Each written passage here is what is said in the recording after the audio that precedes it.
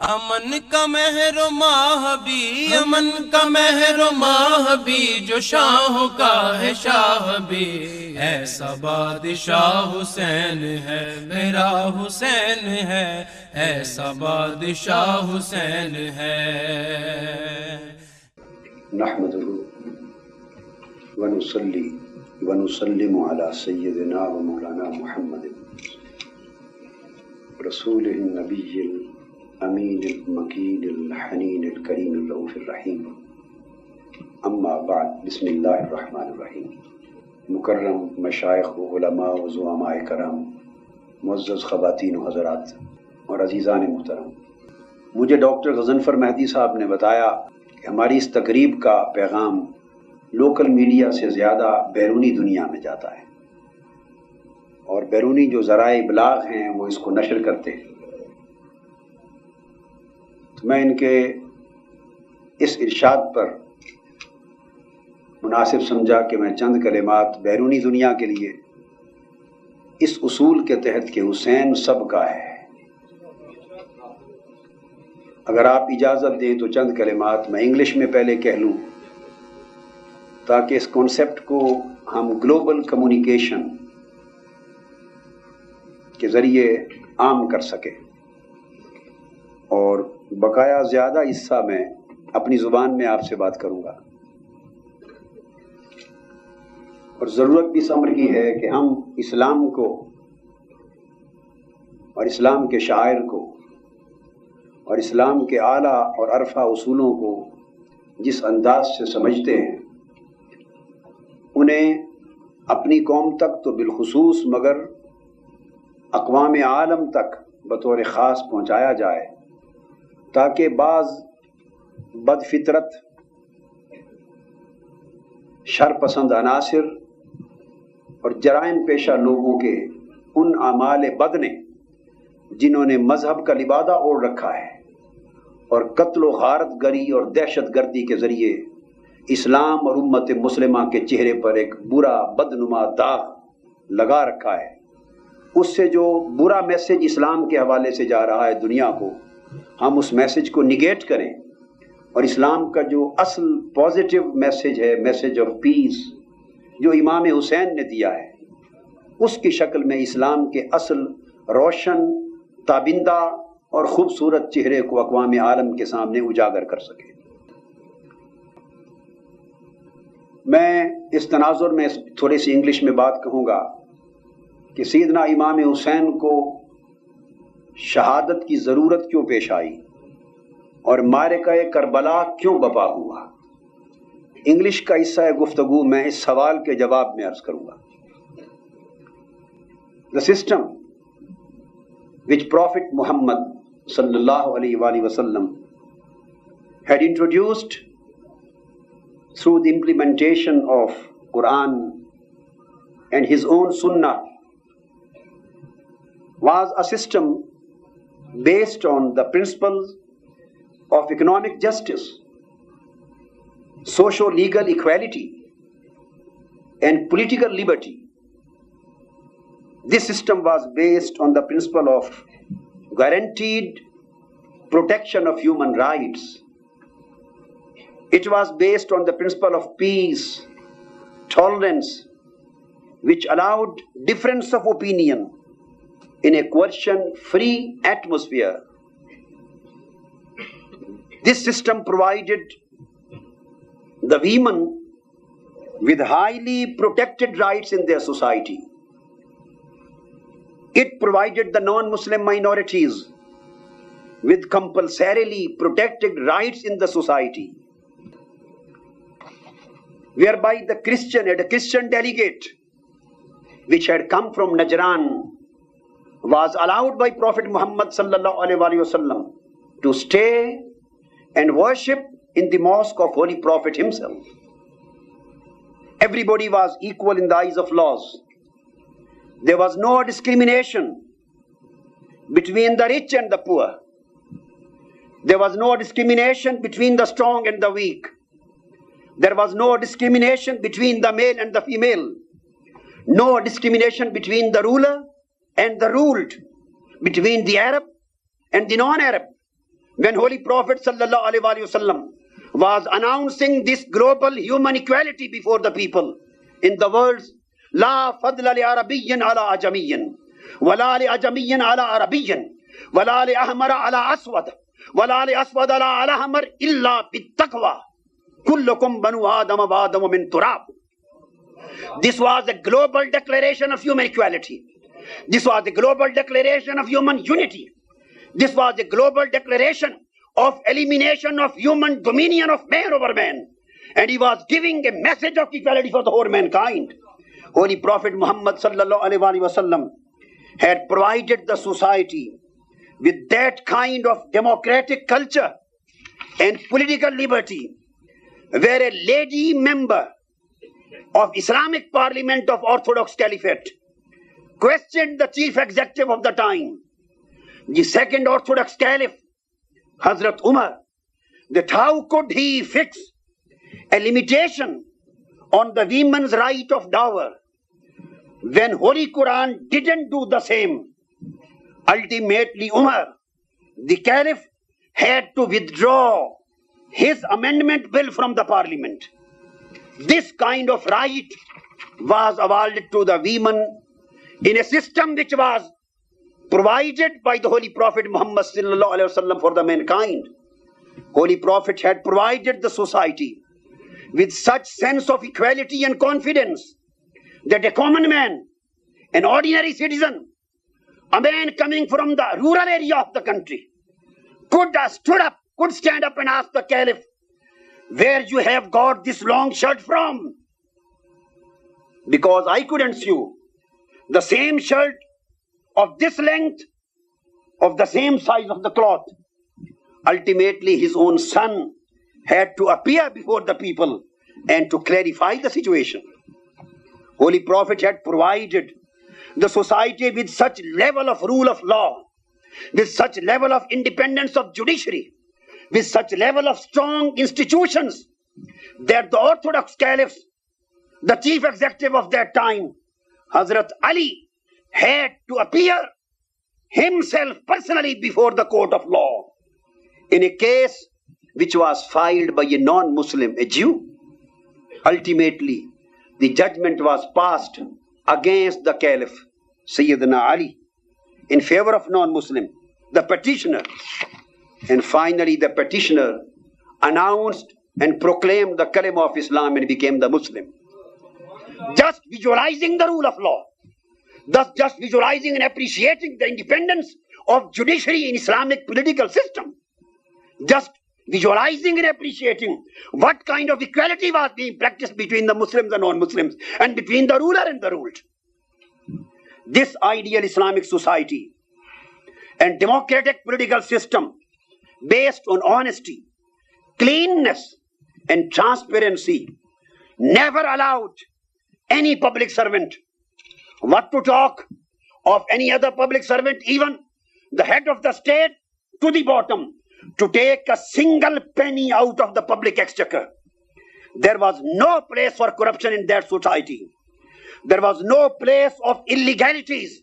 There was no place of financial misappropriations. There was no place of misappropriation of public funds. There was no place of personal discretions against the law. There was no place for demolition of institutions. There was no place of terroristic human killings. There was no place of abuse of human rights. And there was no place of harassment for the political opponents. This was the society. This was the political order. This was the social order given by Prophet Muhammad sallallahu alaihi wasallam, based on the basic democratic human values which were never practiced in that excellence till that day to today. So, when Yazid took over, the whole Islamic political institution was demolished. The democratic system of free voting and consultation was completely crippled when Yazid took over. System based on the rule of law was completely converted to the rule of discretion. When Yazid took over, elected popular democracy was changed into the family hereditary monarchy. Public funds were placed at the personal disposal of the ruler. Moral and financial corruption was introduced to the system. Political freedom and liberty and human rights were suspended in the society, and the people were made subjugated to the coercive and dictatorial command of the ruler, and a monopolistic dominion of the ruler was being established on human beings.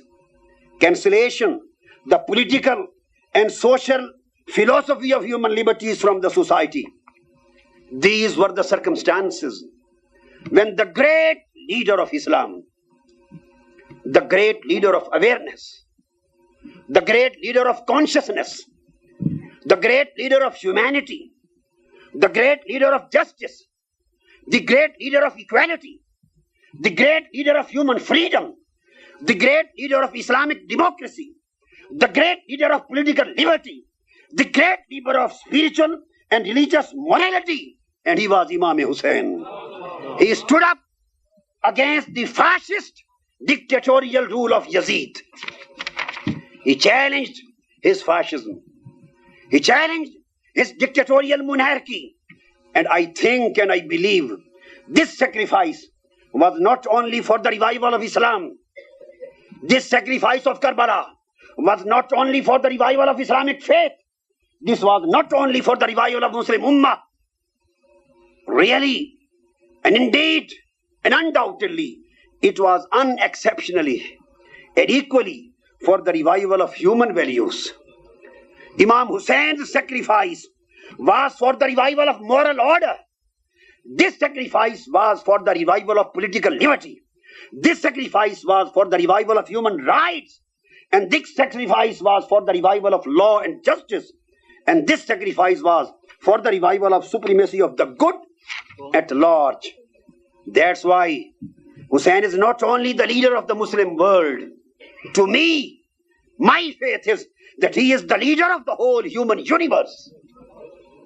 इंसान को बेदार तो हो लेने दो, हर कौम पुकारेगी हमारे हैं Hussain. We should appreciate this reality that Hussein and Yazid are not only two personalities. These are two philosophies. Hussein stands for truth and Yazid stands for falsehood. To me, Hussein is a symbol of light and Yazid is a symbol of darkness. Hussein is a symbol of knowledge and Yazid is a symbol of ignorance. Hussein is a symbol of justice and Yazid is a symbol of oppression. Hussein is a symbol of kindness and Yazid is a symbol of cruelty. Hussein is a symbol of greatness and Yazid is a symbol of meanness. Hussein is a symbol of humanity and Yazid is a symbol of barbarity. Hussein is a symbol of morality and Yazid is a symbol of vulgarity. Hussein is a symbol of freedom and independence and Yazid is a symbol of coercion and enslavement. Hussein is a symbol of peace and tolerance. Yazid is a symbol of mutilation and terrorism. Hussein is a symbol of popular democracy and Yazid is a symbol of fascist dictatorship. Hussein is a symbol of uplift of human rights and Yazid is a symbol of anti-human riots. Hussein is a symbol of human rights and Yazid is a symbol of anti-human riots. Hussein is a symbol of rule of law. Yazid is a symbol of rule of the ruler. And I would say, in connection of the present day, Hussein is a symbol of accountability. And Yazid is a symbol of ruthless corruption and shameful immorality.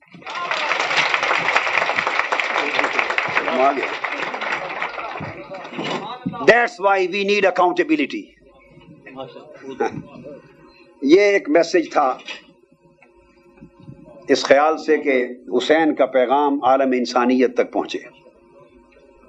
हाज़रीन मोहतरम, लोगों ने हक और बातिल का तसव्वुर नहीं समझा.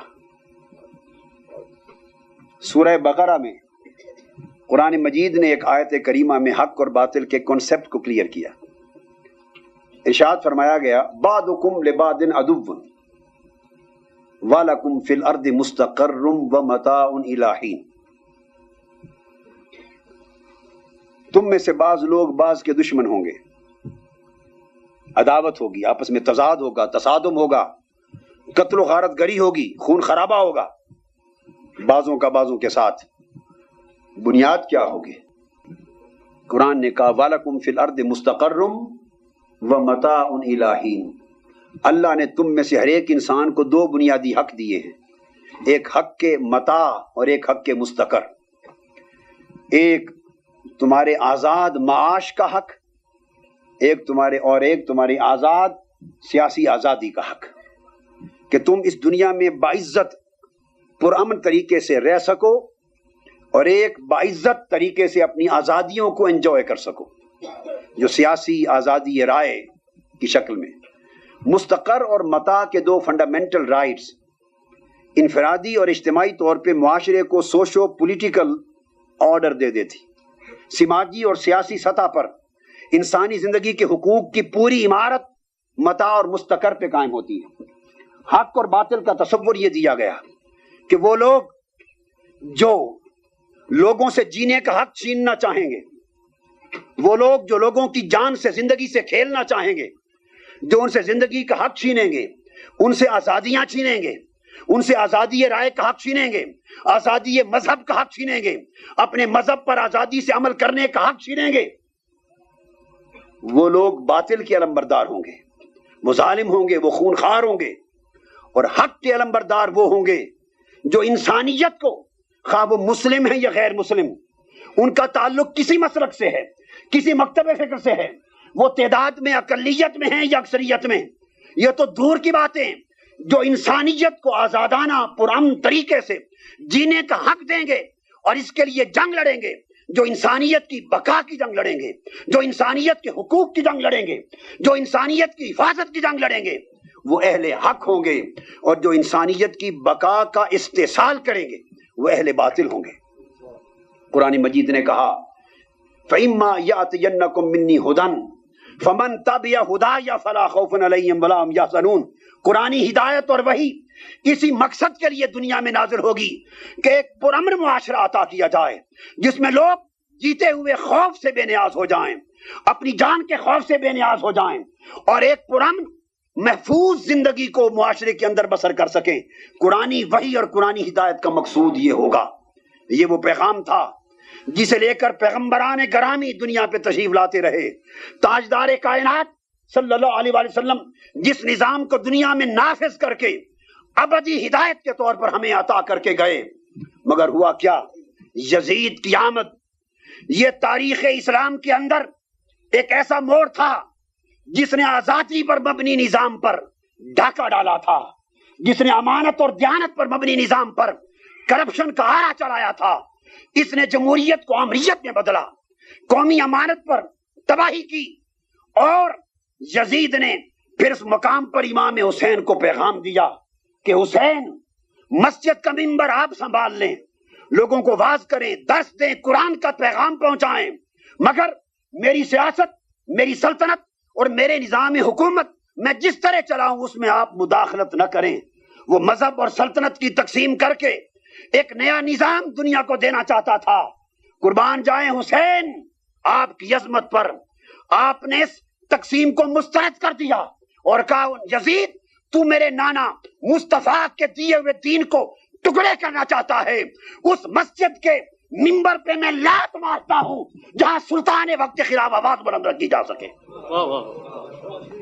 اس منبر پہ لات مارتا ہوں جہاں ظلم کو روکنے کے لیے میں ہاتھ اٹھا نہ سکوں، جہاں غریب کا حق چھینا جا رہا ہو، غریب جہاں جل رہے ہو، لوگوں کے حق لوٹے جا رہے ہوں، لوگوں کی جانوں سے کھیلا جا رہا ہو، معصوم لوگ عبادت گاہوں میں، مسجدوں میں، امام بارگاہوں میں دوران عبادت ذبح کیے جا رہے ہوں اور پرامن انسانیت پر بم چلائے جا رہے ہوں، پھر اس کے بعد اس عمل کو مذہب کا نام دیا جائے، اس تصور مذہب پر لعنت ہے۔ یہ انسانیت دشمنی ہے، یہ اخلاق دشمنی ہے، یہ اسلام دشمنی ہے۔ ہمیں اٹھ کر حقائق کو پہچاننا ہوگا۔ یہ تصور زندگی جسے لے کے ہم چل رہے ہیں، جس میں کرپشن بھی جائز ہے، جس میں فرقہ واریت بھی جائز ہے، جس میں لوٹ مار بھی جائز ہے، جس میں آمریت بھی جائز ہے، جس میں دجل و فریب بھی جائز ہے، جس میں ایک دوسرے کا گلا کاٹنا بھی جائز ہے، اور پھر بھی ہم مسلمان ہیں۔ اس تصور اسلام کا مصطفیٰ کی ذات سے کوئی تعلق نہیں ہے، اس تصور مذہب کا قرآن سے کوئی تعلق نہیں ہے، اس تصور مذہب کا انسانیت سے کوئی تعلق نہیں ہے۔ دوستو، کربلا بپا نہ ہوتا اگر حسین اس یزیدی تصور مذہب پر سمجھوتا کر لیتا۔ حسین حق اور باطل پہ سمجھوتا نہ کرنے کا نام ہے، حسین ظلم کے خلاف کٹ جانے کا نام ہے، حسین غریب کے حقوق کے لیے لڑ جانے کا نام ہے، حسین انسانی اقدار کو زندہ کر جانے کا نام ہے، اور وہ زندگی، یہ موت حسین کے لیے موت نہیں ہے۔ ماچس خود جل کے راکھ ہو جاتی ہے، مگر ہزاروں چراغ جلا کر دنیا کے اندھیرے کا خاتمہ کر جاتی ہے۔ اس ماچس کے جلنے کو موت نہیں کہتے۔ حسین ایک وجود حسین کا، اس نے اس اندھیرا عالم کے اندھیرے کو دور کرنے کے لیے اپنے وجود کو خون شہادت سے جلا دیا، مگر وہ جلانا نہ تھا، وہ جلانا تھا۔ وہ جلانا جلا میں بدل گیا۔ اس نے امت کو، انسانیت کو خود زندگی دے کر زندگی کا سلیقہ سکھا دیا۔ حسین نے یزید کے ہاتھ پر بیعت نہ کر کے یہ اعلان کر دیا کہ اسلام کسی ظالم کے سامنے سر جھکانے کی اجازت نہیں دیتا، کسی آمریت کے سامنے سر جھکانے کی اجازت نہیں دیتا۔ امام حسین ایک پیغام ہے، امام حسین ایک فکر ہے۔ ارے حسین کی یاد منانے والوں اور حسین کی محبت کا دم بھرنے والوں، ذرا قلب اور روح کے کانوں کو کھولو، روح کے کانوں سے سنو۔ ریگزار کربلا سے آج بھی آواز اٹھ رہی ہے کہ ہے کوئی دوبارہ کنارے فرات کو رنگی کرنے والا، ہے کوئی فرات کے کنارے ایک نیا کربلا برپا کرنے والا، ہے کوئی جو پھر سر کٹا کے نیزوں پہ آنے کی جرات کرے، ہے کوئی جو یزیدی آمریت سے ٹکرا جائے۔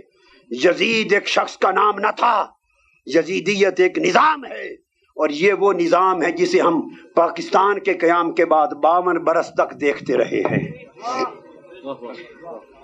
12 اکتوبر کو یزیدی نظام کا خاتمہ ہوا ہے، یزیدی نظام کا خاتمہ ہوا ہے۔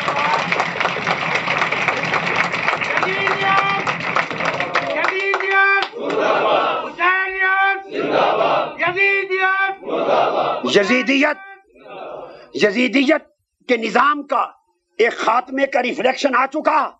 اب حسینیت عدل کا تقاضا کرتی ہے، حسینیت اب حسین کی روح احتساب مانگتی ہے، حسین کی روح لٹیروں کے ساتھ عدل مانگتی ہے، حسین کی روح لٹیروں کو، جنہوں نے قوم کی ایک ایک پائی لوٹی، غریب کا خون چوس لیا، غریب سے جینے کا حق چھین لیا، غریب خودکشی کی اور خود سوزی کی آگ میں جلتا رہا، اور لٹیرے وقت کے یزید عیاشیوں کے تخت پر بیٹھ کے مسکراتے رہے۔ حسین اس پر انصاف مانگتا ہے، حسین کی روح غیر جانبدارانہ انصاف مانگتی ہے، حسین کی روح اس ملک میں عدل کی بحالی چاہتی ہے، قانون کی حکمرانی چاہتی ہے، انسانیت کی زندگی چاہتی ہے، اور اس پاکستان کو اس رنگ میں دیکھنا چاہتی ہے جس رنگ میں لاکھوں قربانیوں کے نتیجوں میں اس کا نقشہ وجود میں آیا تھا۔ یہ وہ قربانیاں تھیں، اسی وجہ سے حسین پوری اہل بیت کے ماتھے کا چومر بن گئے۔ اہل بیت امت مصطفیٰ کے ماتھے کا چومر ہوئے، اور حسین اہل بیت کے ماتھے کا چومر ہوا۔ میرے آقا نے فرمایا، حدیث میں ہے، آقا نے فرمایا کہ میری اہل بیت کی مثال سفینہ نوح کی سی ہے،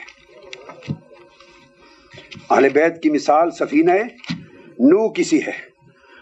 من راکبہا نجا، جس نے میری اہل بیت کی محبت کی، اس کشتی میں سفر کر لیا، سوار ہو گیا، وہ نجات پا گیا۔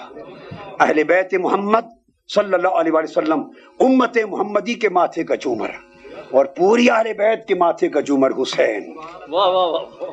اس لیے حضور علیہ الصلوۃ والسلام کی یہ حدیث قابل توجہ ہے ایک مقام پر حضور علیہ السلام نے فرمایا انی ترکت فیکم امرین کتاب اللہ و سنتی، میں تم میں لوگوں دو چیزیں چھوڑے جا رہا ہوں، ایک اللہ کی کتاب قرآن اور ایک میری سنت۔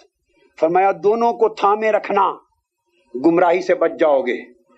آقا علیہ السلام کی ایک حدیث ہے، اس کو ایک نگاہ میں رکھیے۔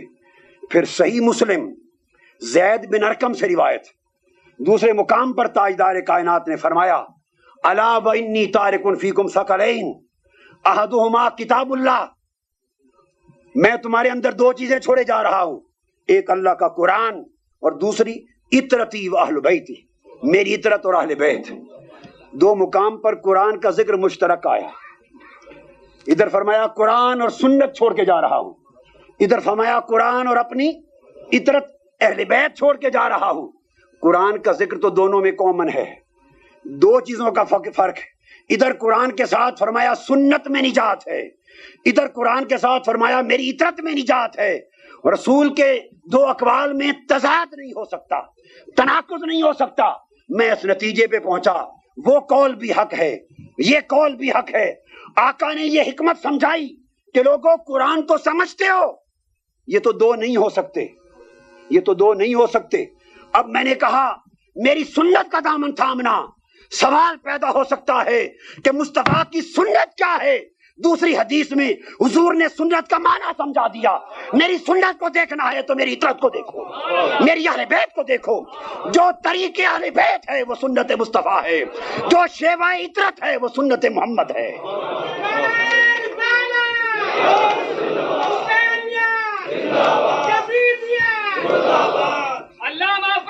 اور پھر ارشاد فرمایا، پھر جامع ترمذی میں فرمایا لوگو احبونی لحب اللہ وحبو لأہل بیتی وحبو اہل بیتی لحبی، لوگو مجھ سے محبت کرو میرے اللہ کی خاطر، اور میری اہل بیت سے محبت کرو میری خاطر۔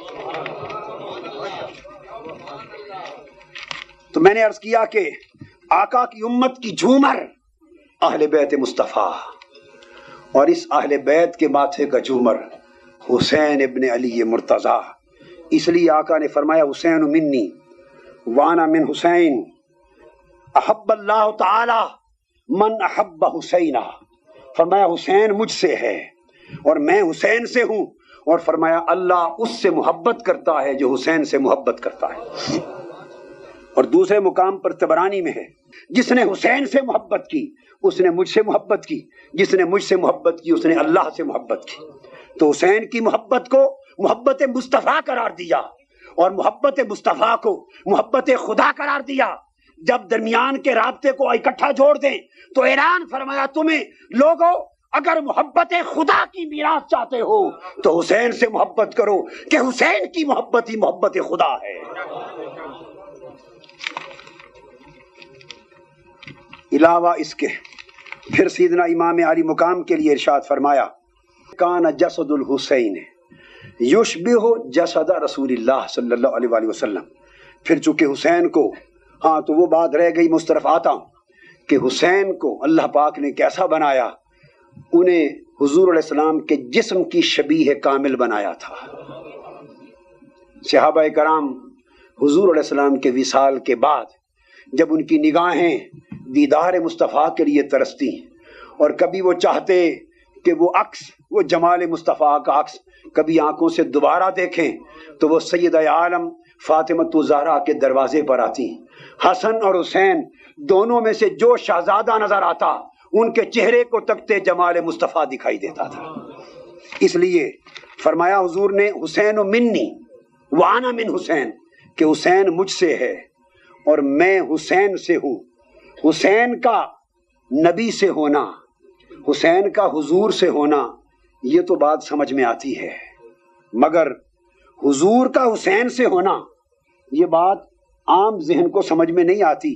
اور یہ حدیث ترمذی کی ہے، امام حاکم نے بھی روایت کی، حدیث صحیح ہے، اور یعلا اس کے راوی اور دیگر کتب حدیث میں بھی ہے۔ تو یہ بات سمجھ میں نہیں آتی کہ حضور حسین سے کس طرح ہیں۔ یہی ارشاد ایک مقام پر آقا نے حضرت علی کے لیے بھی فرمایا علی منی وانا من علی، اور یہاں فرمایا حسین منی وانا من حسین. سوال یہ پیدا ہوتا ہے کہ حسین تو نبی سے ہیں، نبی حسین سے کیسے ہوئے؟ جب اس تعلق کو سمجھنے کی کوشش کی تو سمجھ آیا کہ حسین نبی سے ہیں، اس کا مطلب یہ ہے کہ نبی مصدر حسین ہے، نبی مصدر حسین ہے. حسین کی ذات سے جس کمال کا ظہور ہو رہا ہے اس کمال کا مصدر ذات مصطفیٰ ہے، لہذا کمال حسین کا مصدر کمال مصطفیٰ، جمال حسین کا مصدر جمال مصطفیٰ، عظمت حسین کا مصدر عظمت مصطفیٰ، علم و حلم و صبر حسین کا مصدر علم و حلم صبر مصطفیٰ. حسین کا ہر کمال ذات مصطفیٰ سے صادر ہوا. اور میں حسین سے کس طرح ہوں؟ اس کا مطلب آقا یہ فرما رہے ہیں جس طرح حسین کا ہر کمال مجھ سے صادر ہوا اس طرح میرا ہر کمال حسین سے ظاہر ہوا.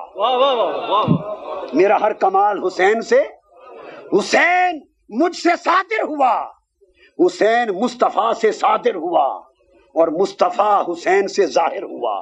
لہذا اگر حسین کے کمالات کی حقیقت کو جاننا چاہتے ہو تو وہ مصدریت مصطفیٰ میں ہے، اور اگر کمالات مصطفیٰ کے ظہور کامل کو دیکھنا چاہتے ہو تو وہ شہزادہ امام حسین کے وجود مقدس سے ہے. یہی وجہ ہے کہ امام حسین رضی اللہ تعالیٰ عنہ کی شہادت دیکھنے میں تو شہادت حسین ہے، مگر میرا عقیدہ یہ ہے وہ در حقیقت ظہور شہادت مصطفیٰ ہے، وہ تکمیل شہادت مصطفیٰ ہے. اس لیے کہ رب کائنات نے حضور علیہ السلام کو ہر کمال، ہر نعمت اور ہر فضیلت سے نوازا تھا، اور ہر نبی اور غیر نبی کو جو بھی نعمت اور فضیلت ملی در مصطفیٰ کے وسیلے سے ملی. ہر نعمت ہر ایک کو مصطفیٰ کے ذریعے سے ملی، مگر ایک نعمت ایسی رہ گئی جو ظاہراً حضور کے دامن میں نظر نہیں آتی، اور وہ نعمت شہادت ہے. وہ نعمت شہادت ہے کہ حضور ظاہراً شہید نہ ہوئے. سوال پیدا ہوتا ہے جب ہر صاحب نعمت کو ہر نعمت مصطفیٰ کے تصدق سے ملی تو سوال یہ تھا کہ قیامت تک شہیدوں کو شہادت کس کے تصدق سے مل رہی ہے؟ وہ بھی شہادت مصطفیٰ سے ملنا تھی. حضور شہید ہونا تھے، مگر رب کائنات کا وعدہ تھا واللہ یعصمک من الناس. میرے حبیب کسی کافر کی تلوار آپ کی موت کا باعث نہیں ہوگی، آپ کسی کے ہاتھوں شہید نہیں ہوں گے. چونکہ اللہ نے قسم کھا لی کہ کسی کے ہاتھ آپ شہید نہیں ہو سکتے، لہذا اس نعمت کا ظہور حضور کی ذات میں نہ ہو سکا. لیکن اس نعمت کو حضور کی ذات میں رکھنا بھی تھا، بچانا بھی تھا، تاکہ کافر یہ نہ کہے کہ میں نے رسول کو مار دیا. بچانا بھی تھا اور اسی نعمت شہادت سے نوازنا بھی تھا. اس لیے پھر کیا کیا؟ فرمایا محبوب ہم تمہیں ایک ایسا بیٹا دیتے ہیں جو تجھ سے ہوگا تو اس سے ہوگا. حسین منی وانا من حسین. امام حسین پیدا کیے، وہ ظاہر میں بھی شبیہ مصطفیٰ بنے، وہ باطن میں بھی شبیہ مصطفیٰ بنے، اور شہادت کی ابتدا حضور کی ذات میں رکھ دی.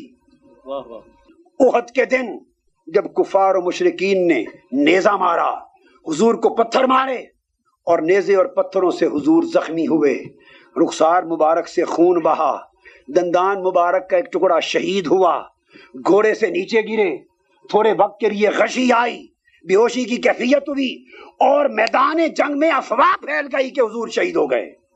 سارے عمل پورے ہو گئے افواہ تک، مگر شہادت نہ ہو سکی، چونکہ خدا کا وعدہ مانے تھا. فرمایا مصطفیٰ عمل شہادت کی ابتدا تیرے وجود سے کر دیتا ہوں، تجھے زخمی بھی کرتا ہوں، تیرا خون بھی بہتا ہے، تیرے دانت کا ٹکڑا بھی گرتا ہے، تجھ پر خشی بھی ہوتی ہے، اور تیرا جسم مطہر زمین پہ بھی گراتا ہوں. سارے کام تیری زندگی میں کر دیتے ہیں، مگر تکمیل شہادت حسین پر مؤخر کر دیتے ہیں. بعد 10 محرم کا دن آیا، امام حسین کو غربت میں اور قربت کی انتہا میں اس شہادت کے اس مقام پر لا کر شہید کیا گیا کہ کائنات کی شہادت حسین پر فخر کرتی ہیں. قربت حسین کے سامنے سرنگوں ہیں، عظیمت حسین کے سامنے سرنگوں ہیں. یہ سب کچھ کیوں؟ اس لیے کہ یہ شہادت صرف حسین کی نہ تھی، بلکہ حسین کی شہادت کی آئینے میں شہادت مصطفیٰ کی تکمیل ہونے والی تھی۔ ادھر امام حسین شہید ہوئے، ادھر آواز آئی اے میرے مصطفیٰ، وہ شہادت کا آخری مرحلہ جہاں جان قفس انصری سے پرواز کرتی ہے، وہ تیرے وجود میں ممکن نہ تھا۔ آج شہادت حسین کی ہے، مگر روح مصطفیٰ حسین سے پرواز کرے گی، اور حسین کی شہادت شہادت مصطفیٰ کی تکمیل بن گئی ہے۔ یہ وجہ ہے کہ بڑی شہادتیں ہوئیں مگر کسی شہادت کو وہ چرچا نہ ملا۔